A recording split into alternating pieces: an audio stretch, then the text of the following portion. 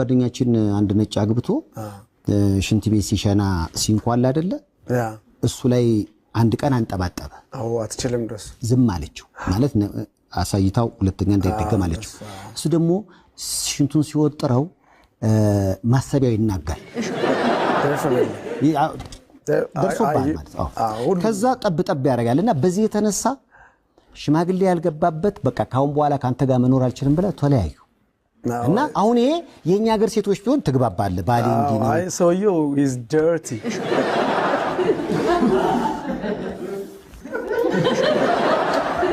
totally በቃ ጥሩ አይደለም ስለዚህ is dirty ጥሩ ስላልሆነ እንደሱ ማድረግ አትችልም እንደሱ ባህላቸው አንተ ደግሞ ምን መሰለ አሁን ለምሳሌ grown up የሚባላል ትልቅ ሰው ሆነ አውስትራሊያ ወይ አሜሪካ ብትሄድ የነሱን ባህል ልታውቀው አትችልም እና ግን ምን ይላሉ መሰለ እንግሊዞች ያደገን ውሻ ትልቁን ውሻ you can't teach old dog new tricks ገባ already አድጓል ስለዚህ ሰውዬ በዛ ነው ያባረረችው